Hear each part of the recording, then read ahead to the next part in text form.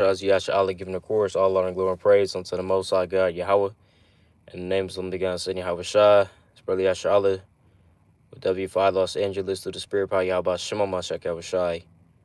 All right. So I'm gonna get straight into this quick video through the Spirit. Wisdom and knowledge is very important in the last days. It's always very important. But I'm gonna kick it off with this precept. This is the book of Isaiah, chapter 33, and verse number 6. And wisdom and knowledge shall be the stability of thy times, and strength of salvation. The fear of Yahweh is his treasure. So wisdom and knowledge is going to be the stability of your times. What's going to keep you stable in these times is it's a lot of things. Your faith, believing in the Most High, believing in Yahweh Shai, is what keeps you stable during a time of you being tossed to and fro. You know, staying motivated, staying disciplined, staying, focused is really what's going to keep us stable. A lot of people lose it, right? Because because life gets to them. The tribulations that the Most High throws at them. But nevertheless, the Lord said wisdom and knowledge is going to be the stability of our times. And what wisdom and knowledge is this, right? What wisdom and knowledge is it really pertaining onto what? The wisdom and knowledge of the Bible, the wisdom and knowledge of life, the wisdom and knowledge that comes with being in this truth that the Lord teaches us, right, through Yahweh Shai. Revelation chapter 3, verse 20, right? I'm going to get that real quick. Says what? That Yahweh Shai essentially sups with us and teaches us this knowledge. Revelation chapter 3, verse 20. Behold, I stand at the door and knock. If any man hear my voice and open the door, I will come into him and will sup with him and he with me. So Yahweh Shai said he stands at the door and knocks. So if any man hears Yahweh Shai's voice, it's talking about those that be in the truth. The Lord said he will come into him and he will sup with him and he with me. So the Lord is teaching us knowledge, wisdom, understanding. It's not just, the breakdown of Deuteronomy chapter 28 or the breakdown of what's the four heads. That's not just the wisdom and knowledge that's going to be taught to us by Yahweh Shem Yahweh Shai. No, this is wisdom and knowledge of how to maneuver in this society, wisdom and knowledge about general things all over. Because, in the book of Sirach, it says to not be ignorant of anything in a great matter or a small. Right? Wisdom and knowledge is really, anything. Right? Any wisdom and knowledge. Not the evil, right? Not to do evil, but rather, right, that's towards the edifying of the body. You don't want to just be, very wise in knowing how to play a video game. That's not going to profit at all to anybody, right? But nevertheless, we want to have wisdom and knowledge in a lot of different things, right? Just being men in the truth, right? This is the book of Sirach, chapter 5, verse number 15.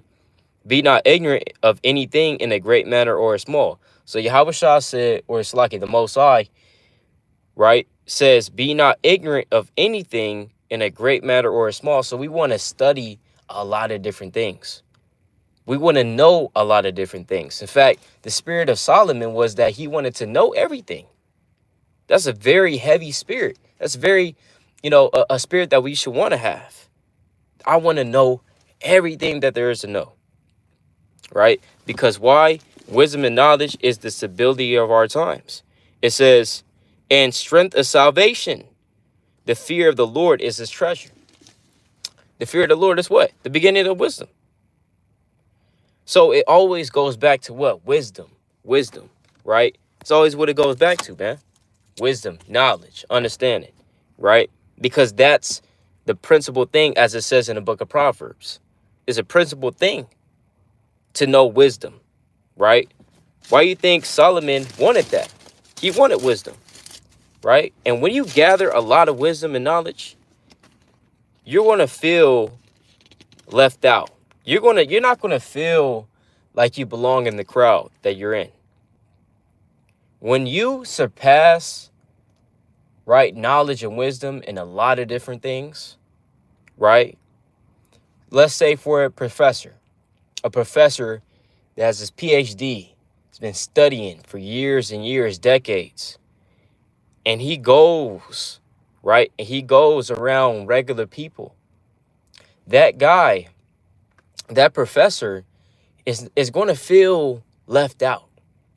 Let's say he goes to the bar. He's going to feel left out, right? He's not going to feel like he fits in there because of all the wisdom and the knowledge that he's accumulated over the years. And he's sitting around people that don't study, that are ignorant in their ignorance, all right? Khan, Shalom, W5 Los Angeles. Khan, Shalom, right? So let's go to, right? This will go to the book of Ecclesiastes, chapter 1 and verse number 2. That's why a lot of people, they read Ecclesiastes and they don't even know what the hell a lot of people read Ecclesiastes and they don't understand it, right? I'm gonna just say, like, they don't understand it. They say, what? Why is Solomon saying everything is vanity?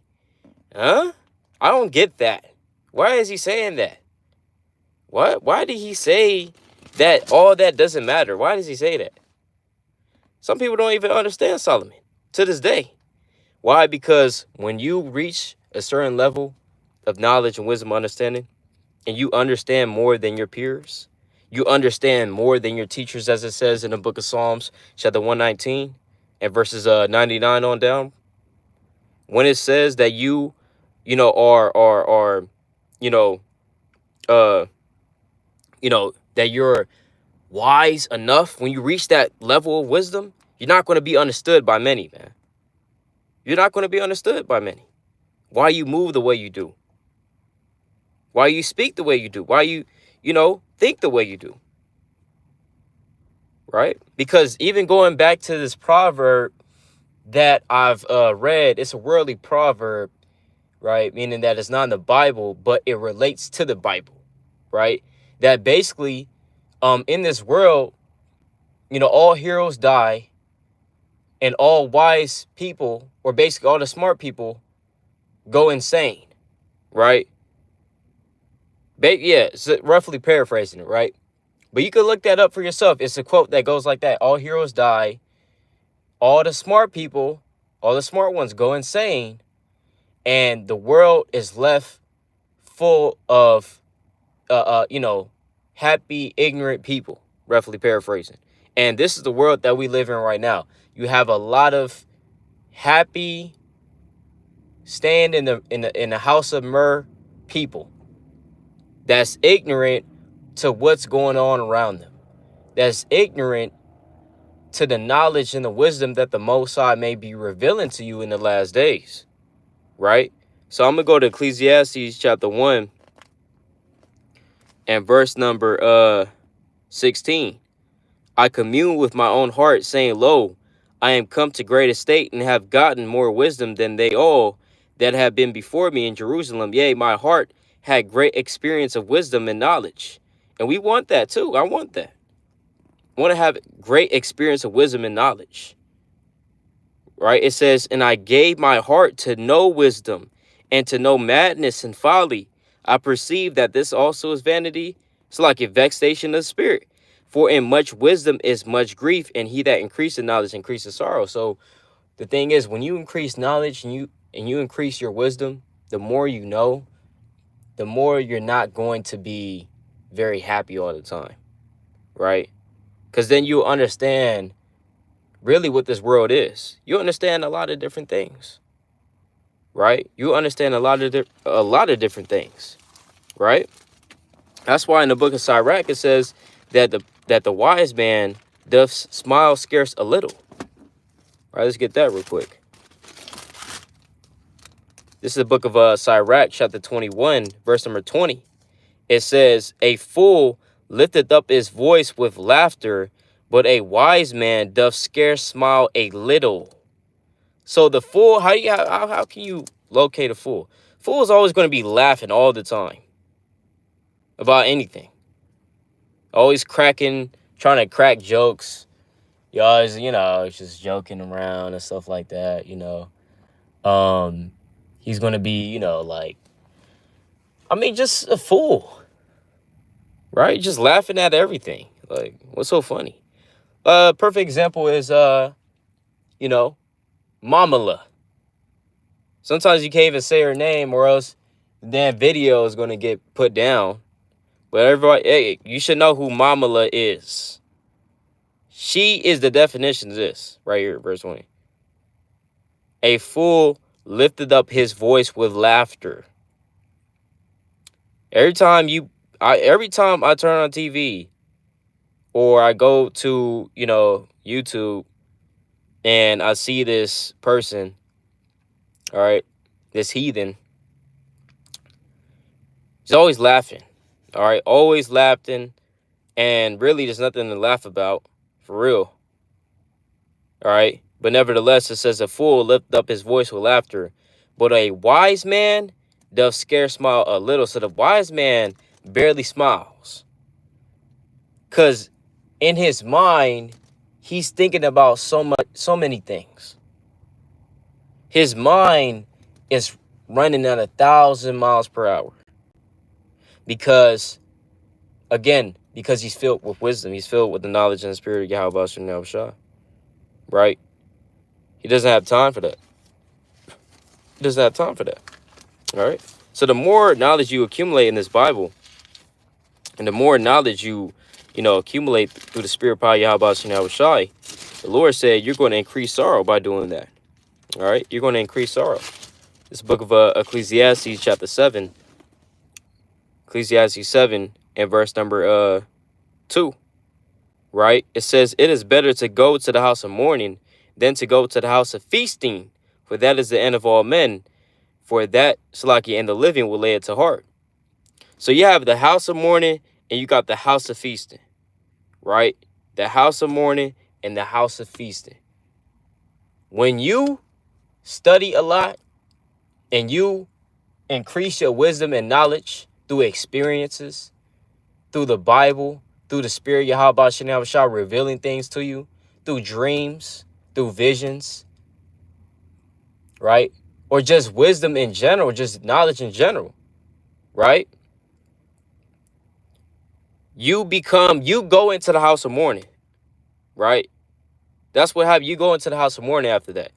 But those that's in the house of feasting, they're fools. They're ignorant. Because what do they say? Ignorance is bliss. Because it is. Ignorance is bliss, man. Right? That's why you have a whole bunch of people out here that ready for watching the damn NFL, looking for who's going to win the Super Bowl, right? Looking for their favorite team, whatever the case may be. They're just talking about the teams all day. They're just talking about football all day. That's foolish. They're in the house of feasting, not knowing that all this stuff is rigged. See, because when you know this stuff is rigged, now you don't even want to watch it anymore, right? We know all the fights and stuff like that. It's rigged, right? The football games, the basketball games, okay, it's all rigged. Now you don't even want to watch it. Now it's not the same anymore, because you know more than all those people that's sitting up there, in those seats trying to watch the game, right? They don't know that it's rigged. But if you knew that it was rigged, you wouldn't even be in there. What's the point? Right? But yeah, brother pulled Wisdom of Solomon 4:11, yea, speedily was he taken away, lest that wickedness should alter his understanding, or deceit beguile his soul. Right? So yeah, smart people go insane, man. That's right. Because we're surrounded by people that's contrary to this. Because of this world, this wickedness that has overshadowed the world, pursuant to the book of Isaiah. Right, let's get that real quick. Pursuant to the book of Isaiah, chapter 60. Right? Isaiah 60:1. Arise, shine, for thy light is come. And whose our light is Yahweh Shah. All right? And the glory of the Lord is risen upon thee. For behold, the darkness shall cover the earth. But when you have the wisdom and knowledge upon you, then guess what? This darkness is not going to cover you, man. This darkness is covering the whole earth right now. But when you have the spirit of Yahweh Shah, that darkness is not covering you. It says, in gross darkness the people, but the Lord shall rise upon thee, and his glory shall be seen upon thee. All right. So somebody said Ezekiel 23:19. So that doesn't that I could answer that, but after the lesson. All right. So just stay tuned in. After I get my precepts, then we can go to that. All right. But yeah, So again, right? We want to have that spirit in the last days of acquiring knowledge and wisdom. You know, that student spirit, basically. Hey, what is this going into? What is that? Right? And again, even if it's, because again, I'm taking classes right now. So all this stuff that I'm learning, although it may not be directly correlated to history, directly correlated to, the Bible, everything leads back to the Bible, man. Everything leads back to the Bible. You take math, hey, guess what? Math is in the Bible. History, of course, history is in the Bible, right? Let's say you're studying business, for example, studying some business, that has to do with the Bible as well. Let's say you're studying biology. Biology has to do with the Most High, because the Most High created the biology, right? Let's say you're studying political science. You can also relate that to the Bible, because it has to relate to, let's say, globalization. That's the GDP of these different countries. And that also has to relate to the Bible as well, because it explains the poor and it explains the rich. So all this stuff, it all leads back to the Bible, right? So that's why knowledge in general, knowledge and wisdom understanding as well, that's going to be the stability of your times, the strength of your salvation, right? The more you know, man, it's the better. Again, it's not a contest about who knows more, and I know more than you, right? You don't have a degree. It's not about that.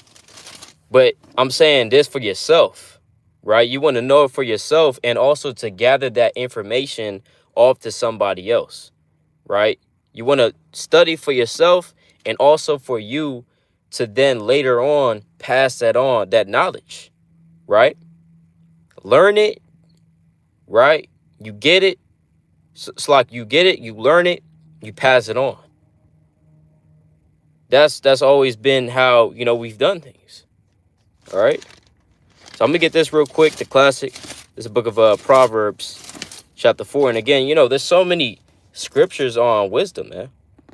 Proverbs chapter 4 and verse number 2. For I give you good doctrine. So like I'm gonna get verse number 5. Get wisdom, get understanding, forget it not to decline from the words of my mouth. So it says to get wisdom and get understanding. You have to get it, man. You can't just pray to the Lord for wisdom and just expect to be King Solomon the next day. You gotta get wisdom. You gotta get in there. You gotta read. You know what I mean? You might spend, an hour or two, right, studying. I mean, you have to do it. You have to actually put your foot to the plow. I mean, your hand to the plow, right? But it says, forsake her not, and she shall preserve thee. Love her, and she shall keep thee. Wisdom is the principal thing. Therefore, get wisdom, and with all thy getting, get understanding. All right, that's that classic precept right there, man. So, Khan, Shalom, SOT soldier not seen, right? Shout out to SOT, man. Right, Sirach, chapter 6, verse 18. My son, gather instruction from thy youth up, so shalt thou find wisdom till thine own age. Khan, that's right. That's right. If you're a young man, for all of us young men out there through the Spirit, hey, this is our time right now. It's our time to gather up as much knowledge and wisdom as the Lord wants us to gather up, right? That reminds me of Wisdom of Solomon, chapter 8. But I'm going to read chapter 7 first, right? This is a book of Wisdom of Solomon, chapter 7, verse number 22. For wisdom, which is the worker of all things, taught me, for in her and is an understanding spirit. So in wisdom is an understanding spirit. It says holy, one only, manifold, subtle, lively, clear, undefiled, plain, not subject to hurt, loving the thing that is good. Right? So if you really got the spirit of wisdom upon you, you're going to love that which is good. You see that? It says quick, which cannot be letted, ready to do good, kind to man, steadfast, sure, free from care, meaning anxiety. That's another thing too, man. When you get wisdom, right? You get more wisdom and knowledge and experience. You're not going to be as stressed out as the person that, you know, doesn't meditate upon the precepts. Because the scriptures tell us, right, how to mitigate stress. Yahweh Shah goes into that in Matthew 6. You know, we live in a very stressful world, man. Very stressful nation. Whether you're going to college or you're working your job, whatever you're doing is always going to have stress involved, right? So to combat that, what the Lord gave us the scriptures. The Lord gave us knowledge. The Lord gave us other avenues to try to mitigate and fight against that stress. But it says, having all power, overseeing all things, and going through all understanding, pure and most subtle spirits. All right. I'm gonna get Wisdom of Solomon chapter 8 real quick. Wisdom of Solomon chapter 8, and really this whole chapter. All right. I'm not gonna read this whole chapter, but I mean, if you want to know more about wisdom and the spirit of wisdom, just read Wisdom of Solomon. Right. Really the whole thing. I mean, you can read the whole thing. Read Proverbs. You know, like I said, I'm not going to read this whole thing for the sake of time, but, you know, Wisdom of Solomon chapter 8. This whole thing is good, man, for real. I mean, Wisdom of Solomon chapter 8, verse 7. And if a man love righteousness, her labors are virtues, for she teacheth temperance and prudence, justice and fortitude, which are such things as men can have nothing more profitable in their life. So wisdom teaches us righteousness. It's like it teaches us temperance and prudence. Temperance. What is that? Temperance? Being able to have self-restraint and self-discipline. All right. Temperance and prudence. You know, wisdom and knowing how to have discretion, as it says in the book of Proverbs, the first chapter. It says justice and fortitude. It teaches us justice. And that's how you know this. This America, Babylon doesn't have the spirit of wisdom upon it, man. They have the spirit of wisdom upon the left, upon them on the left hand side, not the right hand. All right, which are such things as men can have nothing more profitable in their life. Verse 8: if a man desire much experience, we want to desire much experience, man. As a man, we want to be more experienced, right? It says she knoweth things of old, and conjectureth aright that it's like it which is to come. She knoweth the subtleties of speeches, and can expound dark sentences. She foreseeth signs and wonders, and the events of seasons and times. All right. So all praise to the Most High. I'm gonna read till verse 10. All right, and then I'm gonna answer that question. It says, therefore I propose to take her to come, it's like it to me, to live with me, knowing that she would be a counselor of good things and a comfort in cares and grief. So we want wisdom to dwell with us. The spirit of wisdom to dwell with us, man. Imagine that. The spirit of wisdom dwelling in your house, in your home. Right? Spiritually and physically. It says, for her sake, I shall have estimation among the multitude and honor with the elders, though I be young. You see that? So even if you may be young, even if you may be middle-aged, whatever case may be, right? The spirit of wisdom, if it dwells upon you, you read the scriptures, pray to the Lord, right? We're keeping the commandments to the best of our ability. And through all that, and through studying and laboring to know and to seek out knowledge, The Lord said you're going to have honor with the elders. All right. So real quick before I close out, I'm gonna go read that scripture that someone put in the chat. Ezekiel 23 and 19, right? Ezekiel 23 and 19, it says, "Yet she multiplied her whoredoms and calling to remembrance the days of her youth, wherein she had played the harlot in the land of Egypt." This is talking about Israel going off, right? It says her whoredoms, meaning she's laying down with different nations. This is on a spiritual level. We know that in Revelation chapter 17, that Babylon was called the mother of all harlots because of the spiritual fornication that she's committed with all nations. So she, just like, Babylon the Great, she trades with every nation. She deals with every nation. All right. America deals with all nations. Okay. In terms of economic level, trading level, even doctrinally wise too. They teach their doctrines and they, trade doctrines and trade philosophies and bring cultures together. So that's what that's talking about. All right. So it says, in calling to remembrance the days of her youth, wherein she had played the harlot in the land of Egypt, meaning that Israel was forsaking the Lord. All right. In the land of Egypt was playing the harlot, meaning on a spiritual level, worshiping idols. All right. For she doted upon their paramours, Salakia, whose flesh is as the flesh of asses, and whose issue is like the issue of horses.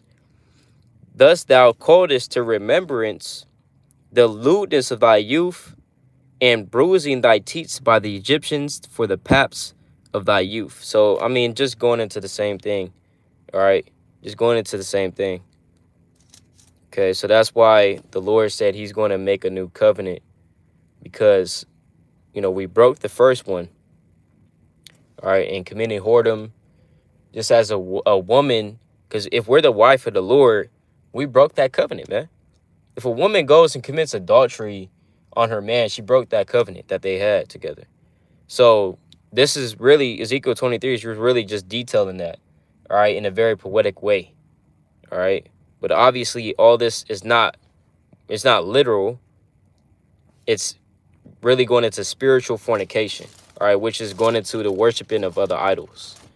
All right, I'm going to just get that quick preset real quick. All right. So this is the Book of Wisdom of Solomon, chapter 14, verse number 11. Therefore, upon the idols of the Gentiles shall there be visitation, because in the creature of God they are become an abomination and stumbling blocks to the souls of men, and a snare to the feet of the unwise, where the devising of idols was the beginning of spiritual fornication, and the invention of them, the corruption of life. All right. So the devising of idols was the beginning of spiritual fornication. So when you worship idols and you deal with other nations and accept their philosophies and doctrines and start to worship and celebrate Christmas and Halloween, and you make your bed with the wicked, that's spiritual fornication. All right. And so you're basically dealing with them. So, but with that, all praise to Yahweh Shema Mashak Yahushua, Lord willing. This video was edifying through the Spirit. Hey, Khan, shalom to all that tuned in. All praise to Yahweh Shema Mashak Yahushua. Kwam Yashala. Shalom.